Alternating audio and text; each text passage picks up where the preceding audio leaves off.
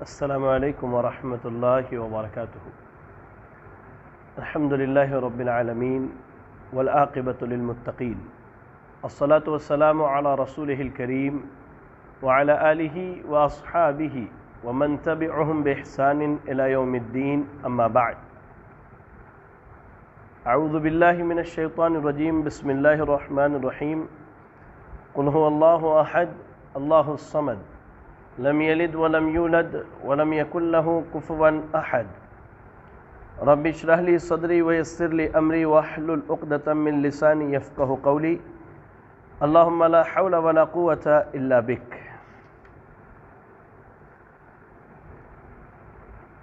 لائق صد احترام حاضرین درس،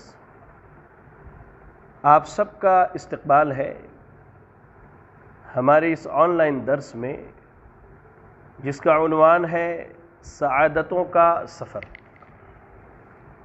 اللہ تعالیٰ کا فضل اور اللہ کا احسان ہے کہ آج یہ ہمارا دوسرا ایپیسوڈ ہے۔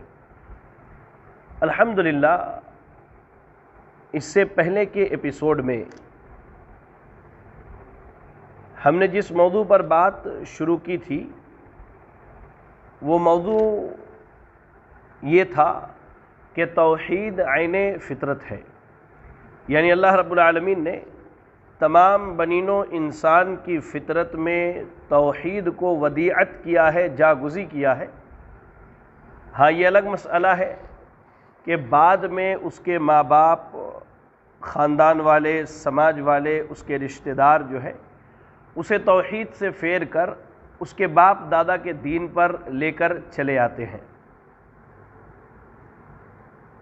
ناظرین اکرام، توحید کی فضیلت پر، یعنی توحید ہی عین فطرت ہے، اس پر آپ کے سامنے میں نے دو حدیثیں بیان کی تھیں، اور جن کا خلاصہ یہ تھا کہ عرصہ دراز تک لوگ توحید کی فطری صلاحیت کے بنا پر موحد تھے، لیکن ایک لمبے وقفے تک ان کے پاس نبی اور رسول نہ آنے کی وجہ سے، زمانہ جوں جوں گزرتا گیا اور اپنے دور کے آخری نبی سے دور ہونے کی وجہ سے رفتہ رفتہ لوگوں کے توحید میں خلل واقع ہوا۔ لوگوں نے حلال و حرام کا جو فطری تصور تھا اسے بھلا دیا۔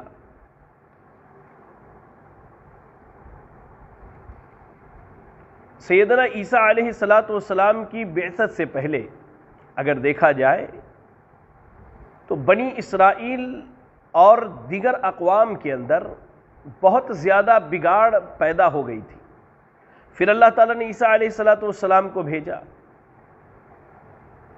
ان کے بعد عیسیٰ علیہ السلام کے آسمان پر اٹھائے جانے کے بعد اہل کتاب کے کچھ لوگوں کے علاوہ پوری دنیا قریب قریب شرک میں ڈوب چکی تھی، اور انسانیت جو ہے وہ توحید کی دعوت کو بھلا کر ایک اللہ کی عبادت کو چھوڑ کر غیروں کی عبادت میں بالکل مشغول ہو چکی تھی۔ تو اللہ رب العالمین نے انسانوں کے حالت زار پر ترس کھاتے ہوئے جناب محمد رسول اللہ صلی اللہ علیہ وسلم کو توحید کی دعوت کو دوبارہ زندہ کرنے، احیاء توحید کے لیے مبعوث فرمایا، اور پھر آپ نے لوگوں کو اس بات کی دعوت دی، اس بات کو سمجھایا اور بتلایا کہ توحید کیا ہے۔ یہ عین دین فطرت ہے، دین اسلام ہے، اور اس کے بغیر بندوں کی نہ دنیا کے اندر کامیابی اور کامرانی کا تصور کیا جا سکتا ہے، اور نہ ہی بندے آخرت میں کامیابی سے ہمکنار ہو سکتے ہیں۔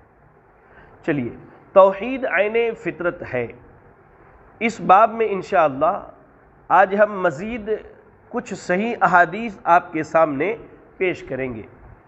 سب سے پہلی حدیث سیدنا عبد الرحمن ابن ابزہ رضی اللہ تعالی عنہ بیان کرتے ہیں کہ نبی اکرم صلی اللہ علیہ وسلم صبح و شام یہ دعا پڑھا کرتے تھے۔ کیا دعا تھی؟ آپ صلی اللہ علیہ وسلم پڑھتے تھے، अस्बहना अला फितरतिल इस्लाम व अला कलिमतिल इखलास व अला दीन नबियना मुहम्मद सल्लल्लाहु अलैहि वसल्लम व अला मिल्लत अबीना इब्राहीम हनीफ मुस्लिमन व मा कान मिनल मुशरिकीन। ये जो दुआ मैंने आपको अभी पढ़ के सुनाई, इसे इमाम अहमद रहमहुल्लाह ने अपनी मुस्नद में नकल किया है और इमाम नसई रहमहुल्लाह ने अस-सुननुल कुबरा के अंदर जिक्र किया है। सुबह शाम की जो दुआएं हैं, आप देखें, उन दुआओं का हमें ख्याल करना चाहिए, उनकी पाबंदी करनी चाहिए। दुआ की बात आई है तो मौजू से हट करके एक अहम बात की तरफ आपकी रहनुमाई कर देना मुनासिब समझता हूँ। आज हमारी अक्सरियत जो है बेनमाजी है और ये हकीकत है। हम चाहे इससे जितना भी मुंह मोड़ लें, मुंह चुरा लें इस हकीकत से, लेकिन यही हकीकत है। हमारी अक्सरियत क्या है? बेनमाजी है। अब कुछ लोग जो नमाज़ें पढ़ने वाले हैं, इनमें भी नमाज के बाद लोग दो तबकों में बढ़ जाते हैं। पहला तबका तो वो है कि नमाज पढ़ते ही मानो कमान से तीर छूट गया हो, हम वैसी तेज़ी से मस्जिद के बाहर निकल करके चले जाते हैं। यार, ना फ़र्द नमाज के बाद के अज़कार की पाबंदी करते हैं और ना ही फजर के बाद सुबह के अज़कार की पाबंदी करते हैं, ना असर के बाद शाम के अज़कार की पाबंदी करते हैं। दूसरा तबका उन भाइयों का है जो माशाअल्लाह अपनी जगह पर बैठे रहते हैं, अज़कार वगैरह पढ़ते हैं।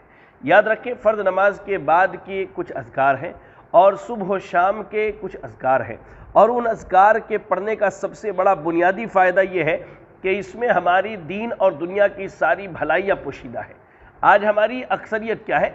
इस चीज़ से गाफिल है। नमाज ख़त्म होते ही तीर की तरह निकल करके हम मस्जिद से चले जाते हैं। मानो ऐसा लगता है गोया के यहाँ बैठना और अल्लाह का ज़िक्र करना, इससे कहीं ज़्यादा बेहतर ताल्लुकात और रिश्तेदारियाँ जो है हमारी मस्जिद के बाहर हैं। मेरे भाई, अल्लाह का ज़िक्र अगर हम अपनी जगह पर बैठ के करें तो जब तक इमाम उठ के अपनी जगह से नहीं चला जाता तब तक फरिश्ते हमारे हक़ में रहमत की दुआएं करते हैं। अल्लाह अकबर। और वहाँ बैठ के ज़िक्र करने वाले की बेशुमार फजीलत बयान की गई। बहरहाल, सुबह शाम के अज़कार में नबी अकरम सल्लल्लाहु अलैहि वसल्लम ये दुआ पढ़ा करते थे, अस्बहना अला फितरतिल इस्लाम। हमने फितरत इस्लाम, कलिमा इखलास, तौहीद और अपने नबी सैयदना मुहम्मद सल्लल्लाहु अलैहि वसल्लम के दीन और अपने बाप सैयदना इब्राहीम अलैहिस्सलाम की मिल्लत पर सुबह की, और जो यकसू मुवहिद और फरमा बरदार थे और वो मुशरिकों में से नहीं थे। तौहीद ऐन फितरत है। उस बाब में इस दुआ के ज़िक्र करने का क्या मकसद है? तो बुनियादी मकसद ये है कि इस दुआ के जो इब्तिदाई कलिमात है, अस्बहना अला फितरतिल इस्लाम, कि हमने इस्लाम की फितरत पर सुबह की, तो बताना ये मकसूद है कि बंदा सुबह उठने के बाद नमाज फ़जर की अदायगी के बाद अल्लाह के हुजूर जो है इस बात का शुक्र अदा करता है कि अल्लाह ताला ने उसे तौहीद की नेमत से माला माल किया है और उसने फितरत इस्लाम जो आइन तौहीद है उस पर सुबह की है। अल्लाह अकबर। फिर कहता है वअला कलिमतिल इखलास, और कलिमा इखलास, कलिमा इखलास क्या है? ये तौहीद का कलिमा है। ला इलाहा इल्लल्लाह, ये कलिमा तौहीद है, कलिमा इखलास है। तो बंदा क्या है, जब कलिमा इखलास से जब वो सुबह करता है तो इस बात का ऐलान करता है कि मैं जो है कलिमा इखलास पर अपनी सुबह करता हूँ, यानी तौहीद पर अपनी सुबह करता हूँ। फिर क्या कहता है? वअला दीन नबियना मुहम्मद सल्लल्लाहु अलैहि वसल्लम, और अपने नबी सल्लल्लाहु अलैहि वसल्लम के दीन पर मैंने सुबह की। अभी मैंने आपको बतलाया कि अल्लाह रब्बुल आलमीन तमाम इंसानियत पर गज़बनाक था कि बहुत थोड़े लोगों के अलावा अक्सरियत शिर्क में डूबी हुई थी। फिर अल्लाह ने इंसानियत के हालत ज़ार पे तरस खाते हुए नबी सल्लल्लाहु अलैहि वसल्लम को नबूवत और रिसालत दे करके भेजा। तो अल्लाह के नबी सल्लल्लाहु अलैहि वसल्लम तौहीद के दाई बन के आए, तौहीद की दावत को आपने ज़िंदा किया, लोगों के सामने एक अल्लाह का तसव्वुर और एक अल्लाह की इबादत की दावत को पेश किया। तो बंदा जब सुबह करता है तो यही कहता है वअला दीन नबीना मुहम्मद सल्लल्लाहु अलैहि वसल्लम, और मैंने तौहीद के दीन पर सुबह की, वअला मिल्लत अबीना इब्राहीम हनीफ़ मुस्लिमा, और मैंने सुबह की अपने बाप इब्राहीम अलैहिस्सलातु والسلام کی ملت اور ان کے دین پر جو ایک اللہ کی عبادت کرنے والے مسلمان تھے۔ یہاں بھی بندہ کلمہ توحید کی ہی گواہی دیتا ہے، کیونکہ ابراہیم علیہ السلام ابو الموحدین کے نام سے مشہور ہے، اہل توحید کے باپ کے نام سے مشہور ہے۔ آپ نے توحید کی راہ میں بے شمار قربانیاں پیش کی، تو بندہ جب صبح اٹھتا ہے تو اس بات کی گواہی دیتا ہے کہ ابراہیم علیہ السلام کی ملت پر میں نے صبح کی جو یکسو ہو کر ایک اللہ کی عبادت کرنے والے تھے اور جو مشرکوں میں سے نہیں تھے۔ تو یہ دعا بھی جو میں نے آپ کے سامنے ابھی پڑھ کر کے سنائی، اس دعا میں بھی اس بات کا تذکرہ ہے کہ توحید کیا ہے۔ یہ عین فطرت ہے، انسان کی فطرت ہے جس پر اللہ رب العالمین نے انسانوں کو پیدا کیا، اور وہ کیا ہے؟ عقیدہ توحید ہے۔ چلیں اس کے بعد جو ہے ہم ایک دوسری حدیث اور لیتے ہیں آج کے درس میں۔ سیدنا برا ابن عازب رضی اللہ تعالی عنہ بیان کرتے ہیں کہ رسول اللہ صلی اللہ علیہ وسلم نے ایک انصاری شخص کو حکم دیا کہ جب وہ سونے کے لیے بستر پر لیٹے تو یہ دعا پڑھے۔ دعا کیا ہے؟ اللہم اسلمت نفسی الیک ووجہت وجہی الیک وفوضت امری الیک وَأَلْجَأْتُ ظَهْرِي إِلَيْكَ رَغْبَةً وَرَهْبَةً إِلَيْكَ لَا مَلْجَأَ وَلَا مَنْجَ مِنْكَ إِلَّا إِلَيْكَ آمَنْتُ بِكِتَابِكَ الَّذِي أَنزَلْتَ وَبِنَبِيِّكَ الَّذِي أَرْسَلْتَ۔ دعا کا ترجمہ سن لے آپ۔ بندہ کہتا ہے اے اللہ، پہلے یہ حوالہ جان لے آپ، یہ دعا جو ہے صحیح بخاری، صحیح مسلم اور مسند امام احمد کی روایت ہے، اور جو الفاظ ہیں یہ مسند امام احمد کے ہی ہیں جو میں نے آپ کو ابھی پڑھ کے سنائے۔ بندہ کیا کہتا ہے؟ اے اللہ، میں نے اپنی جان تیرے سپرد کر دی اور اپنا چہرہ تیرے طرف کر دیا، اپنا معاملہ تیرے حوالے کر دیا اور اپنی پشت تیری طرف جھکا دی۔ یہ سب کچھ تیری ملاقات کا شوق رکھتے ہوئے اور تجھ سے ڈرتے ہوئے میں نے کیا۔ تیرے سوا کوئی پناہ گاہ نہیں اور نہ مقام نجات ہے۔ میں تیری اس کتاب پر ایمان لایا جو تو نے اتاری ہے، اور اس نبی کو مان لیا جسے تو نے مبعوث کیا ہے۔ اس کے بعد رسول اللہ صلی اللہ علیہ وسلم کہتے ہیں کہ جو آدمی سونے سے پہلے یہ کلمات کہے اور فَإِن مَاتَ عَلَى الْفِطْرَةِ، اگر اس کی موت ہو گئی تو وہ فطرت اسلام پر مرتا ہے۔ اللہ اکبر، وہ اسلام کی فطرت پر فوت ہوتا ہے، اسلام کی فطرت پر مرتا ہے۔ اب ذرا اس دعا کے الفاظ پر غور کریں۔ یاد رکھیں شریعت اسلامیہ نے بہت ساری دعائیں ایسی ہیں اور اذکار ایسے ہیں جو سونے سے پہلے جن کی تاکید کا ہمیں حکم دیا ہے، اور ہماری یہ ذمہ داری ہے کہ سونے سے پہلے ہم کیا ہے ان دعاؤں کا، ان اذکار کا ہم خصوصی اہتمام کریں۔ اب دیکھیے بندہ کیا کہتے ہیں؟ اللہم اسلمت نفسی الیک، اے اللہ میں نے اپنی جان تیرے سپرد کر دیا۔ یا اللہ، یہ کتنا بڑا معاملہ ہے، یہ کتنا بڑا معاملہ ہے کہ بندہ جو ہے جب سونے کے لیے بستر پر جاتا ہے تو اپنے آپ کو اپنے رب کے حوالے کر دیتا ہے۔ کیسے کرتا ہے؟ وَوَجَّهْتُ وَجْهِي إِلَيْكَ، اپنا چہرہ اپنے رب کی طرف پھیر دیتا ہے، یعنی اے اللہ میں نے ساری دنیا کے معبودوں کو چھوڑ کر جن کی تیرے علاوہ عبادت کی جاتی ہے ان سب کو میں نے ترک کیا اور اپنا چہرہ اور اپنے آپ کو تیری طرف پھیر لیا۔ وَفَوَّضْتُ أَمْرِي إِلَيْكَ، اور اپنا معاملہ تیرے حوالے کر دیا۔ بندہ یہ بھی کہتا ہے کہ اللہ میری دن بھر کے جو معاملات ہیں، جو امور ہیں، ان سب کو میں نے تیرے حوالے کر دیا۔ وَأَلْجَأْتُ ظَهْرِي إِلَيْكَ رَغْبَةً وَرَهْبَةً إِلَيْكَ، اللہ اکبر، اور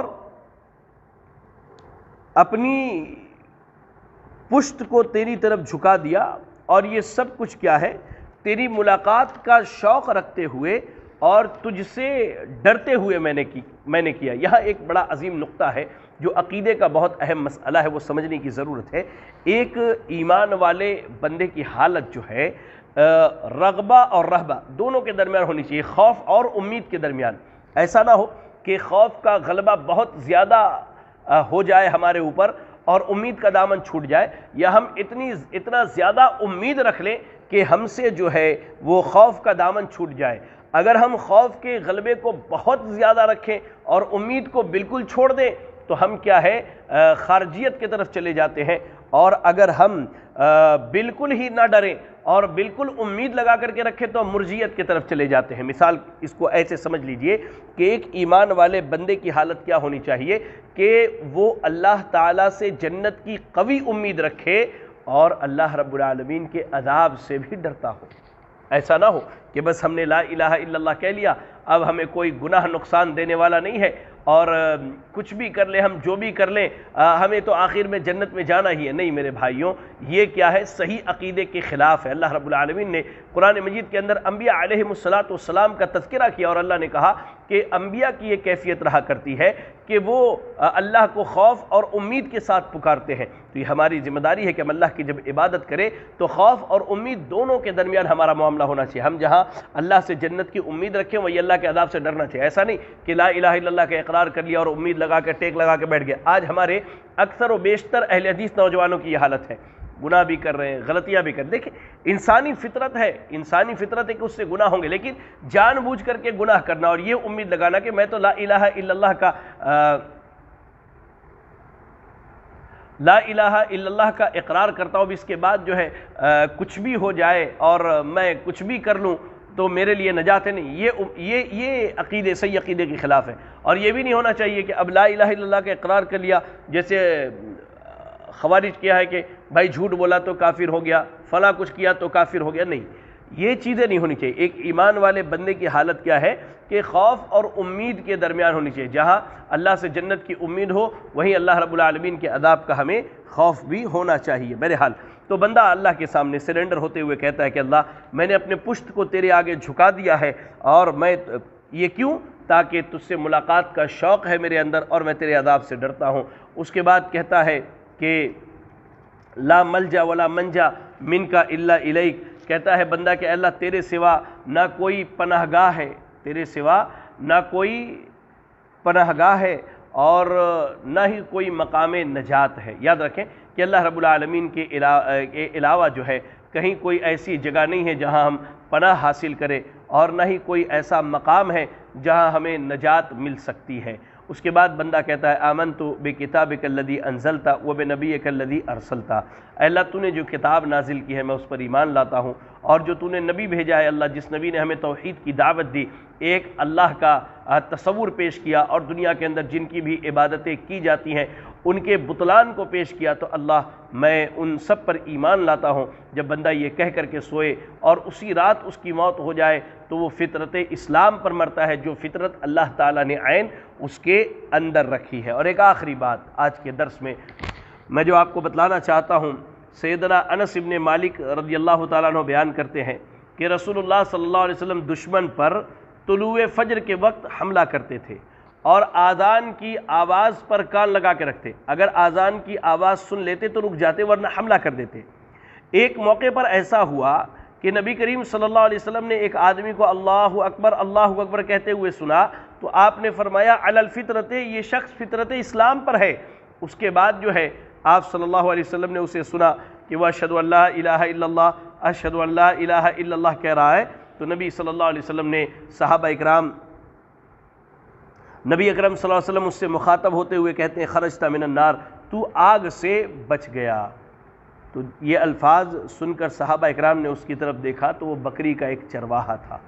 یہ حدیث دوسری جگہوں پر بڑی لمبی آئی ہے، یہ حدیث جو میں نے ابھی فی الحال آپ کو سنائی یہ صحیح مسلم کی روایت ہے، صحیح مسلم کی روایت ہے کہ اللہ کے نبی صلی اللہ علیہ وسلم سفر میں تھے تو آپ نے ایک بندے کو اللہ اکبر کی صدا لگاتے ہوئے سنا، جو جنگلوں سے آواز آ رہی، تو آپ نے کہا کہ علی الفطرہ، یہ فطرت اسلام پر، یعنی آپ کے کہنے کا مقصد یہ ہے کہ یہ جو اللہ اکبر کی صدا لگا رہا ہے، اللہ رب العالمین کی بڑائی بیان کر رہا ہے، اس کا در حقیقت مطلب یہ ہے کہ ابھی اس کے پاس دعوت نہیں پہنچی ہے، لیکن اس کے باوجود اس کے اندر کی جو فطرت ہے، جو فطرت اسلام، جو اللہ نے فطرت توحید جو اس کے اندر رکھی ہے، اس فطرت توحید کی بنا پر وہ اللہ کی بڑائی کا اعلان کر رہا ہے۔